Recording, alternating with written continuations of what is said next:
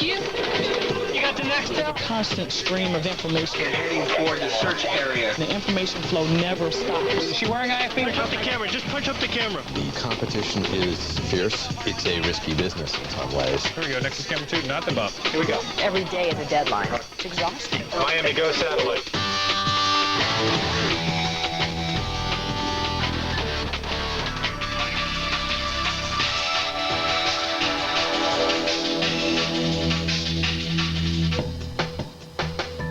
Miami is a city of stories. It's one of the hottest news markets in the country. So at NBC6, covering Miami requires a news team that's ready to go live at a moment's notice. Do we have a photographer to shoot it? I think it's a great story. I think we should have it on the air today. There is no outside of work pretty much for me. This is who I am. 2 men ambush the woman. One has a gun. He pistol whoops the... pistol whoops. I tell people all the terrible things going on in their community, so it drains me emotionally. From crime stories to club scenes. He's not gonna poop, is he? I don't know. They do that. Well, where's that part? Right where you're holding. It's television. It's not brain surgery. From weather reports I started out in 1950. to winning streaks. Tell me why it ain't nothing but a heartache. I've been in sports my whole life. I am one-dimensional. I am all sports. The people at WTVJ try to uncover the news. It says all of that had to happen in hotels because You don't touch me again. Don't touch the camera, sir. Don't you touch the camera, and don't you touch me again. like record this. We are on public property. I've already explained it to you, sir. You know, that's fine. As a political reporter, it makes me a little bit anxious when the population sees the media as the enemy. Stories can break at any time, and when they do, the competition is fierce. NBC6, A police report comes into the Channel 6 newsroom. small Cessna, half a mile west of the Sawgrass Expressway, next to Commercial Boulevard. It's a small Cessna down. It's a plane in Murky Water, Everglades. Sky 6 is live now over the Monhegan. You sing at the bottom of the hour? Because I don't know if I want to wait that long. The Sky 6 chopper is over the Everglades, nearing the spot where a small plane has gone down 24 minutes after takeoff. Is the chopper there? What's the ETA? Channel 6 is going to go live from the newsroom floor with the only information they have. No script at this point. There's supers and copy final news breaks. It'll be Alicia in the newsroom going to Sky 6 News. We don't have a picture right now. We don't have Sky 6 right now. Do we not? Do we want to? Do we go, Doug? We'll just keep it short and tease back to regular programming. Stand by in the open. This is an NBC6 News special report. Good afternoon, I'm Alicia Ortega. We have a breaking story coming into the NBC6 newsroom. Live pictures from Sky 6. A small Cessna has gone down half a mile west of the Sawgrass Expressway. You can see the white plane in the murky waters in the Everglades, a very remote area which may slow down the operation, that rescue operation. Again, a Cessna has gone down. We will stay on top of the situation. Have more details coming up beginning at 5. For now, we now return to regular programming. Hey there. Near the crash scene, cameraman Steve Payne meets up with 10-year veteran reporter Julia Yarbo. I do believe this is the first time that I have beat you to a scene. Yes, it is. How are you? Good. How's it going? Good. The crash site lies 3 miles away in a remote swampy area that's off limits to the press, making it difficult for Julia to find out exactly what happened in time for her 6 o'clock deadline. A Coast Guard chopper hovers over the wreckage, searching for survivors. Thanks. Okay. Bye. With little to go on, Julia needs any information she can get to report her story. The detectives are out there looking at it now. But they did confirm they found one body, and he'll have some sound when they come back in.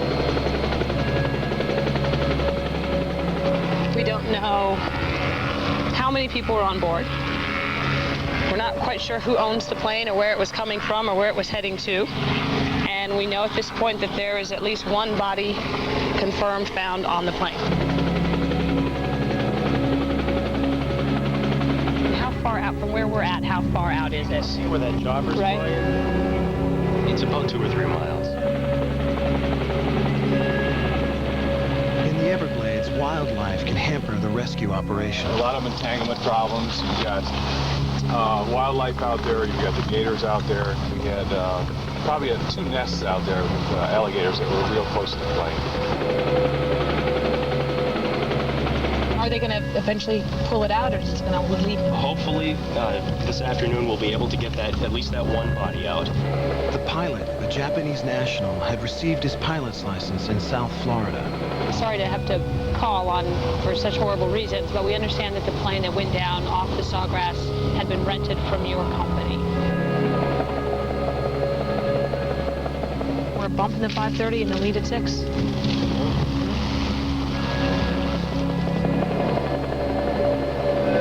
It is death and destruction. I mean, the poor man was dead and the plane was gone and who knows what happened, but you have to learn how to be able to turn it off and just tell the story.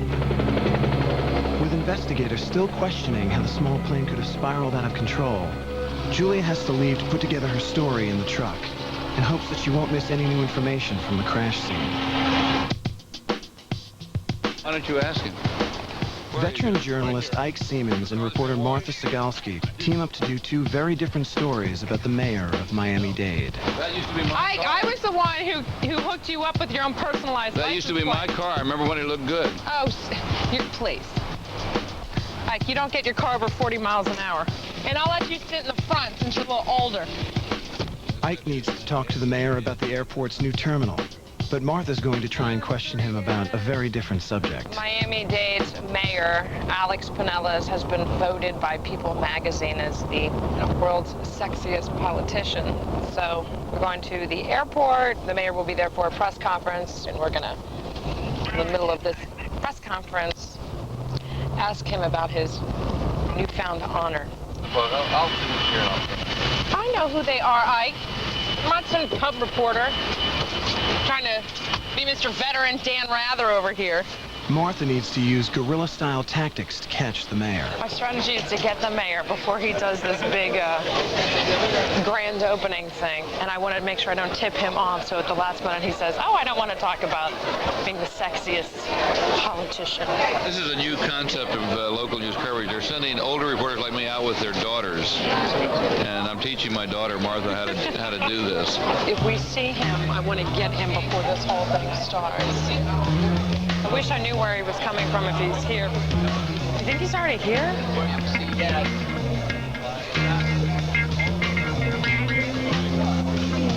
There's no mayor in sight, but Martha may have spotted someone else. That's got to be her. She's still on the phone. Listen. It could be her. Do a tight shot of her. Is that her? Who are you trying to figure out? We think that the supermodel Nikki Taylor is here checking in at the airline, and we'd be, no, I get over here. I know where I'm just stay over here. I'll just stop.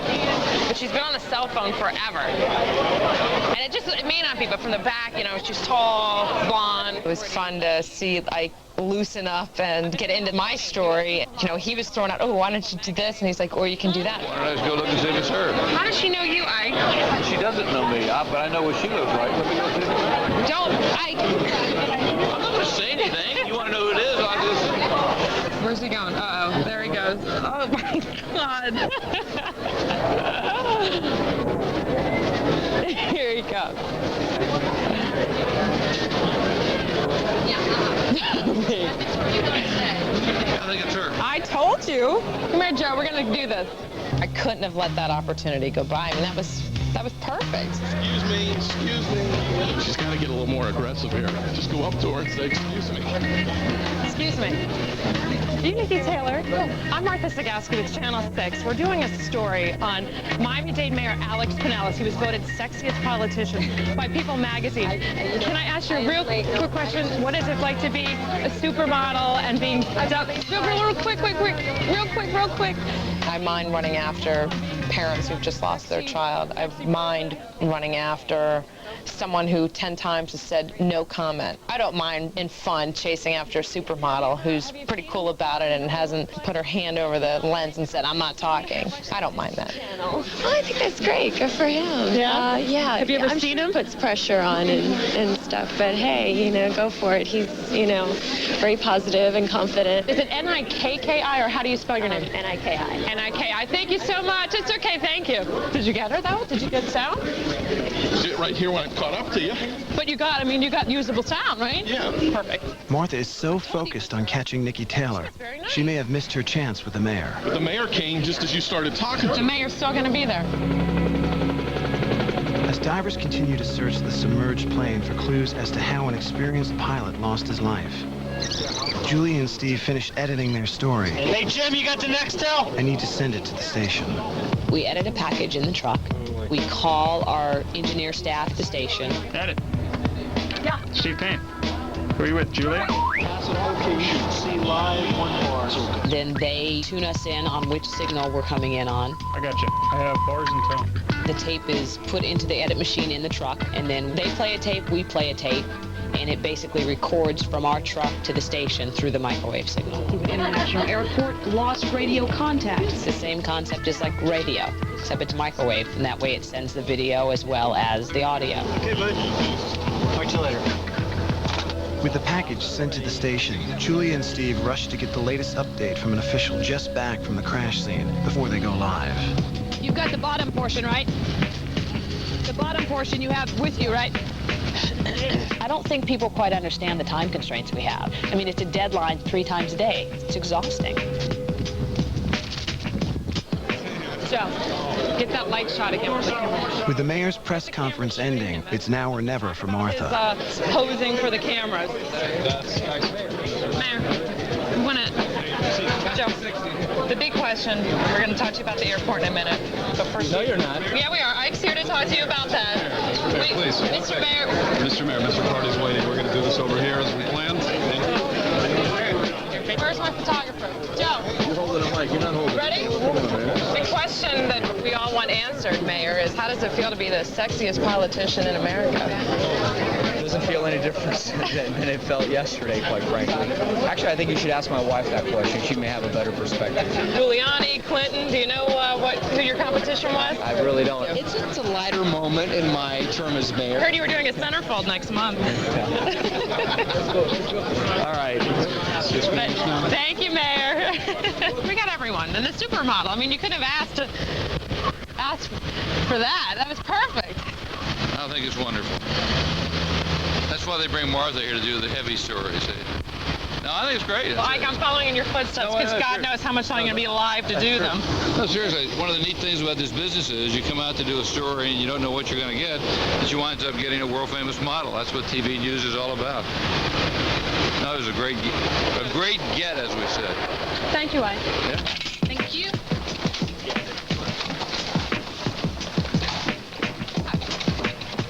Julia's package is delivered to the control room just before she goes live. They're in the last story. I guess I better get plugged in. As long as you get plugged in and they have the signal, you should be ready to just go. Step in front of the camera and go. Moments later, it crashed just west of the Sawgrass Expressway.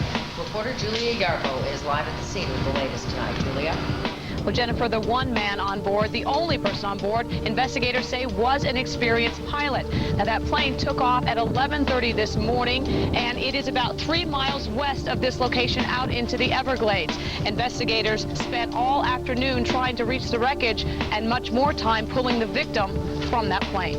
Live in Westboro, Julia Yarbo, NBC. Julia, thank you. Good job. You have no idea what the ripple effect is of what happened today. For us, it's just another day at work. But for whoever was in that plane, you know, we have no idea what's going to happen down the line for their family. And that's the part about the story. You know, you kind of pop into someone's life, have a little chunk of it, and then you pop back out. Back in the newsroom, a new story is breaking. Where's Julia and the truck? Managing editor Yvette Miley gets a disturbing report. Thank you, fine. Apparently, a mother left her children home alone. The 9-year-old is emotionally and mentally retarded. He apparently threw the baby up against the wall, pounded on the baby, and the baby is in the hospital, critical condition.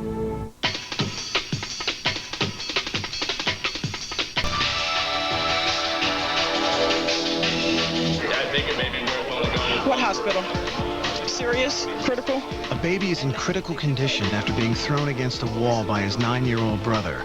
And managing editor Yvette Miley is overseeing the story. Bruce, we're going to have to break screen for a breaking story.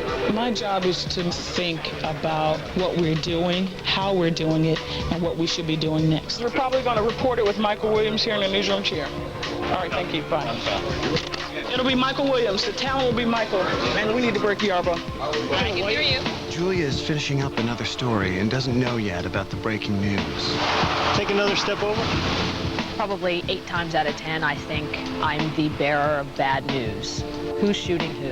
Who's killing who? Well, Jackie, this is an extremely... Unfortunately, I think that's what I do a lot of. As Julia is going live, a rival station reports on the child abuse case. Oh, okay.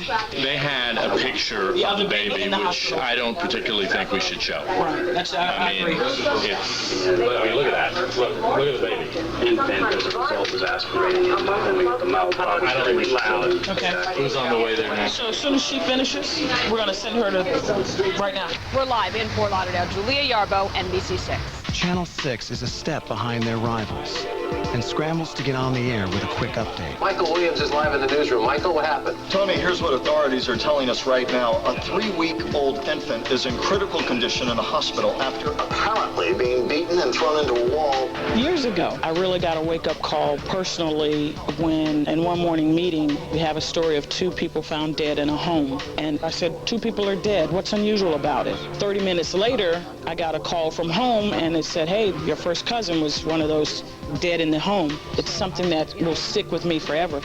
The stories that we report really impact people. So what is the deal? Julia gets called to switch cases. I mean, how old is the kid? I'm thinking, oh God, I don't want to do this.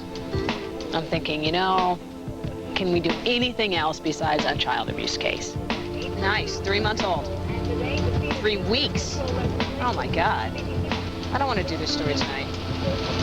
I don't want to do this. It is. I don't want to. I'm not going to be able to sleep tonight. I want you to pursue it in terms of Channel 7 went on the air. They had a photo of the baby and a photo of the mom. Okay, but before we go on the air with anything, we want to have a conversation about if we're going to use the photo of the baby. Get it? Then we'll determine if we're going to use it. I think we're going to this next. And we won't use the names of the mother or name anyone involved in this at this point because children are involved. Okay? It's a child abuse thing. Lucky us. I honestly didn't want to do this story because what are we really telling people? Are we telling people how to recognize child abuse? Are we telling them how to help prevent it? And no, we're just telling them that it happened again, which is completely useless information to anybody sitting at home. Ramon, correct? Yes. You saw the pic. You don't even want to use the face. I mean, I didn't see it. I can't tell you if it's how old is it? Baby with a bunch of tubes. 3 weeks. Oh yeah. The managers need to decide whether to use the baby photo in their newscast. 3-year-old baby with tubes in it is still going to be. No, I'm not saying it's not. You know, the eyes look swollen, there are tubes everywhere. I mean, the child is beaten up and, you know, has bruises and I don't know. I mean, necessary part of the story? Well, it does communicate the story in one picture, doesn't it? We are now leaving this story and moving to that one. And it looks as if everybody else is doing the same thing. We'll talk more in a couple of minutes. I'll have more for you coming up soon. I'll have more coming up shortly. Don't forget the sunscreen, sunglasses, a hat, drink plenty of water. Weatherman Bob Weaver has been putting on makeup for more than 5 decades. There isn't much you can do with this face, you know. People in this community have seen me for over 50 years on television, and so consequently they have a great deal of respect for what I do and what I say. I'll have more coming up in just a little while. Years ago, I was selected to do this weather, and that's when we started using that bird. Weeby the Weatherbird is an extension of Bob Weaver. I think he's Bob Weaver's brother. There's people that just can't start their day without that little fella. Weeby, we're running a little late, so I'd like you to make this quick, please. It's kind of a dumb bird voice. Don't run off at the mouth this morning. Since when did you get appointed director of this program? You're only just a substitute. I know for a fact that he was headed to the bank yesterday and didn't make it. Oh, this got to be the beginning of a joke. Well, Okay, go ahead. Hit me with it. I found several deposits on my car. Oh, well, that wasn't an accident, you know. Watch your head. Wait a minute. If you look at the news every day, it's terrible. I mean, everybody getting killed, raped, all kinds of terrible things. And I think even in that situation, you need a little bit of a break. And I think we can breathe easier for a couple of minutes while Weeby's on the air, and then we go back to the killing and all that other stuff. Hello, this is Julia Yarbrough with NBC6. Back on the child abuse case, Julia has a picture of the mother, but wants the hospital photograph of the baby. Lieutenant Ron Reffitt, please. Thank you. Bye-bye. Other stations have used the photos, and the question is, will Channel 6 do the same? They're still deciding if they even want to use the photo because there are 6 other children involved. So it's one of those things, if you show the mom, if somebody else knows her, then they know exactly who the other kids are. All we've got is the woman's picture now. Do you want to use that? It identifies the kid. We can use her photo, but I don't want to use her name. Photo. Let's use her photo, no name. Right. Thank you very much for coming in and helping us out. Appreciate it. Here's the baby. That's what you want to picture. Poor little guy. It was a rather graphic photo of a small child. So the question becomes, well, our competitor is doing it. Does that make it right for us to do it? That's a management decision, and they'll make the final call. I can see you put it in one, and if it's going to be the lead story, you probably need to put that picture in headlines. Why can't we just put the picture of the mom in the headline, though? Why do you have to put that picture in the headlines? The managers are uncomfortable using the photo, but know it might attract viewers. I mean, we have to, our job is to hopefully keep the viewers around, too, to watch the story. So I think this is going to be one of the compelling reasons that they're going to watch the story. All right, we got to pull a little VIP parking somewhere here. Not all stories in a broadcast are breaking news. Martha's covering a swearing-in ceremony for thousands of new American citizens. That wasn't too difficult. But the INS official at the door has the wrong idea. I need to swear you to an oath again. The color guard is coming in right now, so we're going to make sure there's not a few other people that need to come in, and we're going to let them in. We're with Channel 6. We're here to... No, we need to come in and do the story. Okay, do you promise to tell the truth? The whole truth and nothing but the truth, so help me God. Walking in, seeing a sea of all these faces, people grinning ear to ear that they were here and made it this far and were about to become American citizens, and thinking, what a great piece. This is a great story. A couple days after July 4th and 7,000 people becoming U.S. citizens. It's great. People holding the flag. Something you take for granted every day, something that's no big deal to us. And just to see every single age group and country, nationality was represented in that sea of people. I pledge allegiance to the flag of the United States of America and to the republic. Looking out and thinking there's got to be a story here. Look at this old man who could barely raise his hand to do the pledge. That's moving stuff. I'm not going to cry. Martha needs an interview for her story. Does she speak English? A little. Congratulations. Thank you. How do you feel? Can you tell me how you feel to be an American? I love you. The 90-year-old woman who's practically blind, who's gripping the American flag with her feeble hand, had failed the test and had made it now this far, and with her daughter by her side, and it was just a nice emotional piece. What does it mean to have your mom be an American citizen? I'm very proud. Tears in your eyes. Congratulations. Thank you. I've got tears in my eyes. Congratulations. Thank you. Thank you very much. This beats going and doing crime stories and murders. This is a great story. If it doesn't get you in the heart, you're not human. I think the decision should be that we use it.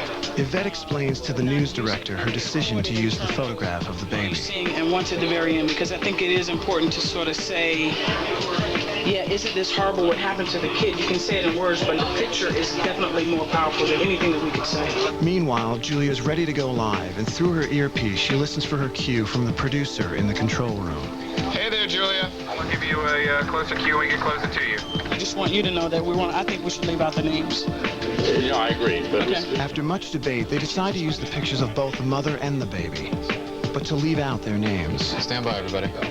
And away we go. Good evening, everyone. Tonight, a tiny baby is clinging to life. He is just 2 weeks old. Julia Yarbrough has been following this All night. She's live at Broward General Medical Center with the very latest. Julia?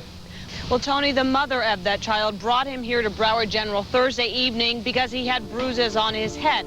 The older I get, the more difficult it is, because you sort of blow into these people's lives of what's going on. You see the tragedy, and then you leave again. So it drains me emotionally. The infant, meanwhile, remains here at the hospital in critical condition, why his 6 siblings are now in state custody. We are in state. After Julia intros the story, The baby photograph airs, catching the anchors by surprise. Oh, God. You know what? The imagination is enough on this.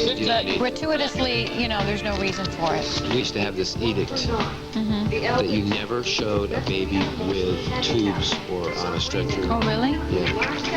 Ever. Then, as the photograph of the mother airs, a mistake is made. I thought we weren't going to use her name. They just supered her name under her picture. I hadn't heard that. Is that true? Yeah, I thought that had been like a managerial decision across the board, so I didn't like pipe up earlier because I thought it was like a given.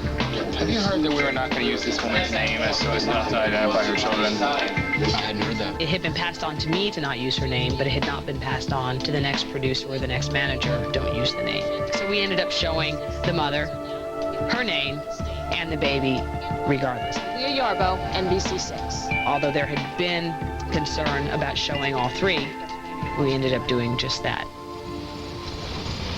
Back in the studio, sportscaster Joe Rose promos his late-night show. Plus, Alonzo Mourning's getting ready to make a statement off the court. All this and more on Sports Final. Joe leaves the set to prepare for a shoot with his buddy, NBA star Alonzo Mourning. Hey, man. What's up?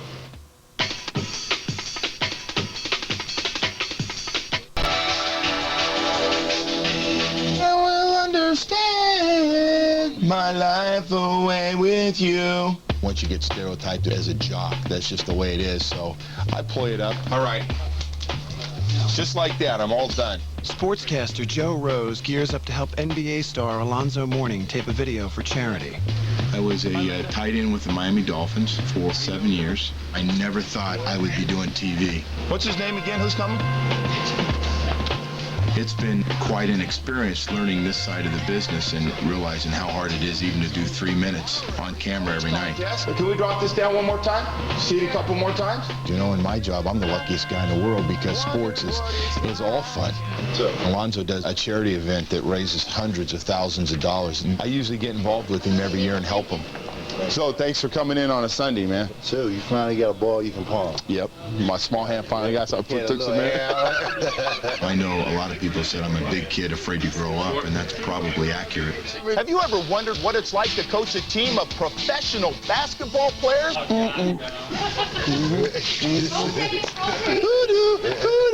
Have you ever wondered what it's like to coach a team of professional basketball players? Hey, wait, if you just look like that, who would you say is the better looking of the two men? Now's your chance. Suck your thumb again, Joe. Coach me, Alonzo Mourning. I'm ready to take you to that 9-foot basket right now, Zo. Zoe's honorary coach contest. Zoe's, Sorry. Zoe's honorary coach contest. You look kind of big on TV. Thank you, Zo.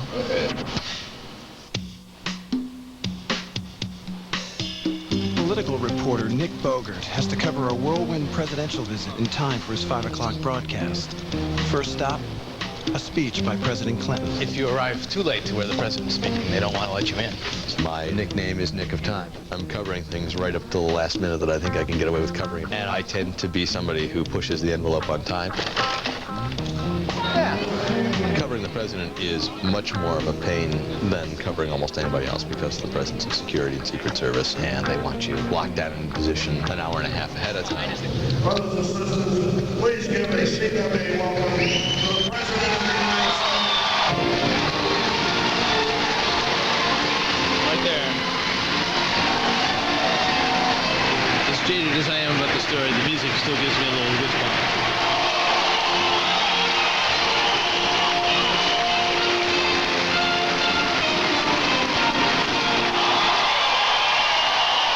We always cover the president when he's in town. Partly it's just he's in town, and we always think that's worthy of coverage. And partly, frankly, if he's assassinated in Miami and you're not there, you were just the worst TV station that ever drew breath. Good speech. He's a good speaker. Clinton's next stop in Miami is a fundraiser, so Nick has to follow him across town in time to go live at 5. But wherever the president goes, there are obstacles. The only question is if 10,000 Cuban Americans come to Coco Plum to protest the current immigration policies, might be a little tough getting there in time. Nick hits traffic as he nears the president's fundraiser, and his 5 o'clock live shot is only minutes away. Hi, it's Nick. Just to let you know, I'm stuck about a mile from the live shot site, and it just isn't moving. We just went through an entire green cycle and didn't move forward more than 6 feet. Those car rides to events where you're still formulating what you're going to say when you arrive in 3 minutes, if you get there in time, it's not fun. I'll do everything I can do while I'm rolling. Hi, this is Julia Garbo with NBC6. Julia's following up on an old story with a new twist. 5 years ago, a Rottweiler became a local celebrity, and her owner has phoned Julia with some news. Anybody who was here in South Florida then pretty much remembers that particular incident. 5 years ago, a Rottweiler had 9 puppies, and the person who owned her had been abusing her, and then he buried all 9 of the puppies alive. And then the dog was so frantic that she dug her puppies back up, and she saved almost all of them. And then they were all adopted, and then someone adopted her. And the family that adopted her has now said that she's been diagnosed with a slight form of cancer. So it's just like this sort of drama involving this dog Sheba that everybody, felt so sorry for, that this man buried her puppies, but she saved them, and now she's sick, but she might live. It's like this drama involving a dog. Let's go see a dog, Steve. Julia and Steve go to a house in Fort Lauderdale to meet the Rottweiler's owner, John. This is Gidget. And the one with the tail is Sheba. Here. Sheba's the one that up her puppies, and she showed us going through the chemotherapy. There. This is from People magazine. Right. She was chained up just a few feet away from where we buried her. Right. So she saw She the whole watched thing. it, and it took her 24 hours to break loose. It was so horrible to hear about. So you tell the story with as much feeling as you can. You build your character, and then you hope that people can understand what this loss would mean to the people who love her. Is that good? Yes. Okay. What went through your mind when the vet said Sheba has cancer? I thought she was going to die. We do an animal story, people go crazy. Phone's ringing off the hook. They want to know, where can I help? Where can I send money? I'll give my firstborn. So obviously people are connected to that somehow. Now, she gets along great with kids, right? Yeah. I would love to have a dog, but I don't have time for a dog. I just don't. Thank you very much. Have a good evening. I don't think you'll do well in this business unless you're willing to work extremely hard, and I've just always been that way. Nick's path to the president's fundraiser has been blocked by Cuban Americans protesting Clinton's visit. And he has 2 minutes left to get to his live shot. We're somewhere we need to be. It's a business where adrenaline plays a large role. It's do or die. You either learn how to do those live shots, or you're really not going to be required to cover a whole lot of events where there's a lot of pressure. I don't really want to be in front of the Cuban protest. I'm just going to be talking about fundraising. We have team coverage tonight, beginning with NBC6 political reporter Nick Bogert. Nick? Yeah, Jackie, as you pointed out, the president comes here to the Gable this evening. Nick makes his live shot and reports on the president's fundraiser. Live in the Gables, Nick Bogert, NBC6. But with no sign of Clinton and the protesters in full force, he will have to go back on the air with an update. Sea Control, anybody there? Sea Control. Anybody there? Sea? Through his IFB radio earpiece, Nick tries to make contact with the station. Jim Cox, if you're in the truck, I'm supposed to be live in bump 3, but I have no IFB at this point. Sea Control, if you're listening in, there's no IFB, no monitor here. There's no way I can do a bump without it. How are you? How are you? All right, I got machines that don't work. Other than that, I'm fine. I tend to think I have some force field that ruins IFBs. If your IFB has gone dead and you don't have a monitor, you're really, really on your own, and that's a pretty lonely feeling. I have no IFB anymore. No IFB, dead, completely dead. You don't have the college student nightmare on not having studied for your final, but you do have the reporter's equivalent, which is that you're about to go on camera and you have no idea what's going on. Are they seeing me? Right here at NBC6, we are always working around the clock to keep you updated. The anchors in the studio want to toss to Nick, but without radio contact, he can't get on camera. I have a bump right now. Are they seeing me? Finally, they cut to the protests. Live pictures to you out in Coral Gables. But there's no Nick. I beg your pardon? Cable's not even hooked up. Punch this camera up. This is ready. I've been sitting here talking to the truck for the last 10 minutes. Oh, it's my fault. Jim, it is not my fault. You come out here at the last minute and you run all this. Don't touch me like that, Jim. Don't touch me like that. That's baloney and you know it. And you get off my Come on. Third block, brother. I was here for the first and you can't get me up for the third. Don't talk to me about being here late. moment, they grab my tie, and we had harsh words, and I sometimes get pretty aggressive about stuff. Sometimes that's just a requirement of the job. We're not punched up for the third block. It's my fault because I got here late. That's what I just got. Plus, he grabbed my necktie to tell me. Jim Cox. Not good. With no sign of Nick, the anchors move on. We'll hear from Nick Bogert. But right now, we want to take time tonight to honor a real legend. We're okay now. So, I missed the big did you miss that? Now we're not okay anymore. It's the heat of the moment. He doesn't know what I'm going to do. I don't know what he's going to do. And afterwards, we got and we drink. So, I got to go. The laying on of the hands was not a good thing. But we worked on it. And as you saw, he gave you a big kiss right here. So we'll do it again tomorrow. The news, not the kiss. Julia's got a report that a young child and his babysitter are missing. So she goes to the sheriff's office for more information. How unusual is this? This is an unusual missing persons case. One of the things that makes it unusual is that there was a delay between the time that the person was reported missing and the time that we got the report. We have two people that are missing. We have a 17-year-old and we have a 20-month-old baby. We want to recover both of them. We want to make sure that both of them are okay. We want to bring them back to their families, and we're hoping that somebody out there may see their pictures on television and be able to lead us to where they are.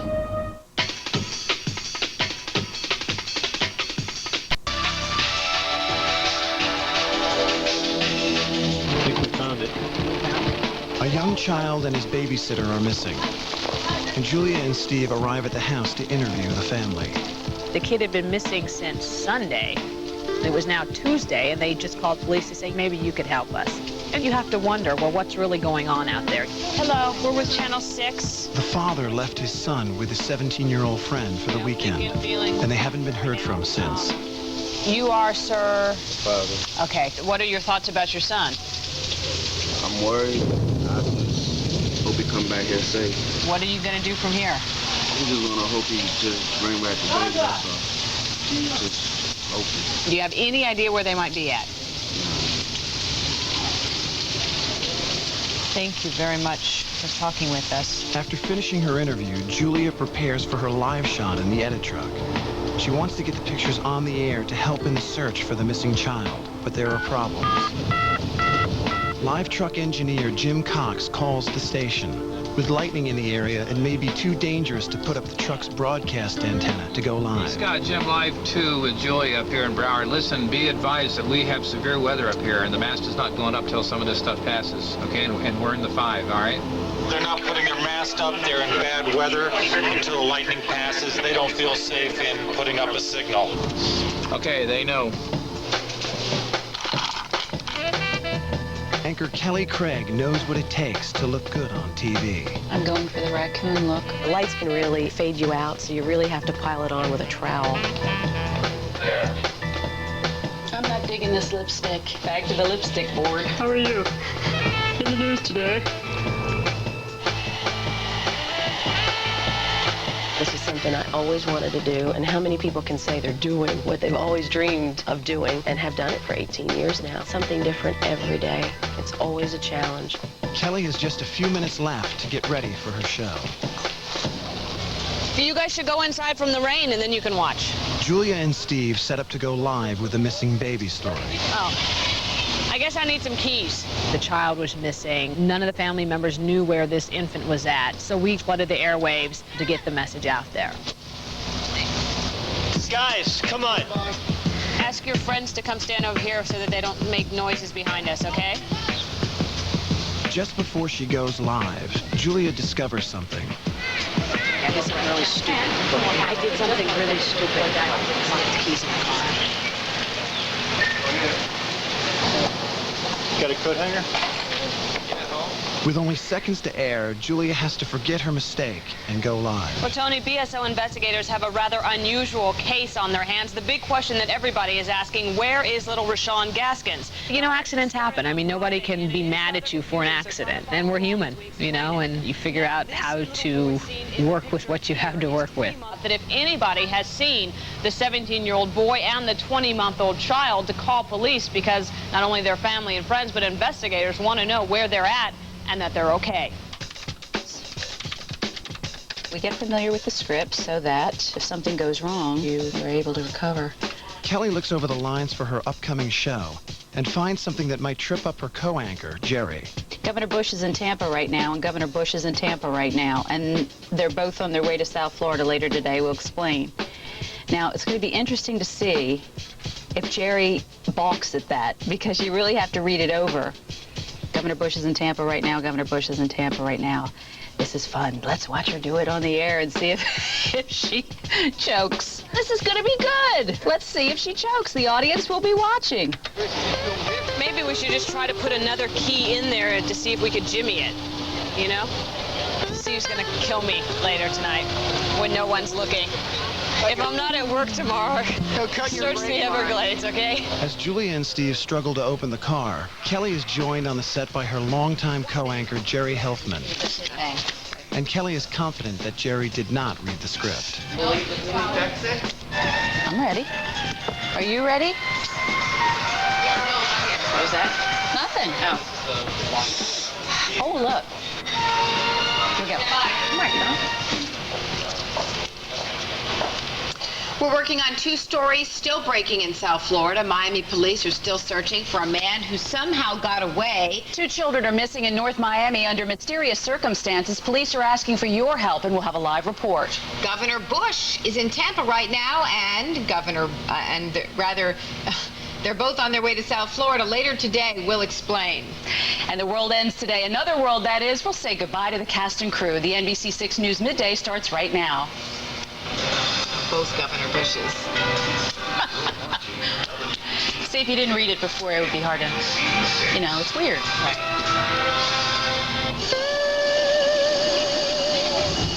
Steve's had no luck with the car and has called AAA. Until they arrive, there's nothing to do but wait. My daughter made a mango pie. Have you ever had mango pie? How do you make a mango pie? Do you cook it, or is it fresh? I don't like mango either. It actually had the consistency and tasted quite a bit like a peach cobbler. Really? Apple pie actually sounds really good. Wouldn't a slice of apple pie be good? I knew Jerry would mess that up. I just knew it. But you know what the good thing is? She's a good sport. She's a good sport. You had a chance to read ahead, didn't you?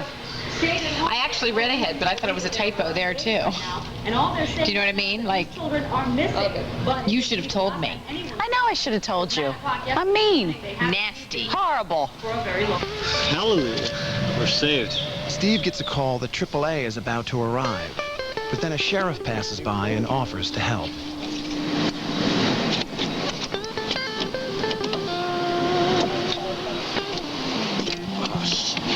He has no luck. Finally, AAA arrives. Oh, look at him. Got it. Exactly. I probably had it the wrong way, man. With the car open, Julia tells the station she wants to wait on scene to see if her broadcast has helped solve the case of the missing baby. You know, after 4 days of dead ends, they've turned to all of us and said flood the airways with it, so that maybe someone will say, oh, yeah, I saw them, you know, the story. Okay. Alrighty. Okay, thanks, bye. Julia's going to stay, and the wait continues.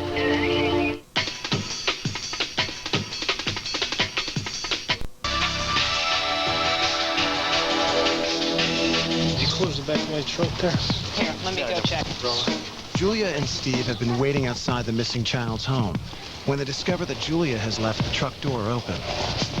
I'm going to leave this unlocked, but I'm going to close the back, so just make sure that... Gave you the keys? No. I know. He's not stupid. Suddenly, there's a flurry of activity, and Julia gets there just in time. Could you tell us where young Rashawn has been? Flooding the airways with the baby's photo has brought results. The child was with the babysitter's relatives, and they had no idea that anybody was looking for the child. So after they saw the news, they called police. Police went and got the little boy and then brought him back home. And of course, we were all there. What's your name? Did you miss your daddy? So it worked out well because the kid was placed back at home, but that was the end of our involvement with it. You know, for the most part, how many times have you crossed the street to your neighbor's house to say, I got some good news, the plane landed safe? You don't really do that. This is a business that provokes people into some sort of reaction. If you end a newscast and 2 seconds later you can't remember anything, then you didn't do your job. You didn't create characters. You didn't tell stories that people can remember. I don't want indifference. I want some sort of reaction. Let me find out where I am tomorrow, just double check. And really do try to get the local good pieces, because there's more going on than just who blew who away at the gas station. There are great stories out there every day, and there's just not enough time to put them in newscasts. Take another step over. I like telling stories, and I think I'm fairly good at telling stories. Sometimes I wonder if what I'm doing makes one iota of difference in the big picture. Did what I do today change anybody's life in any way, shape, or form? So it's constantly questioning, you know, is this what it's all about? We're live in Lauderdale Lakes. Julia Yarbo, NBC6.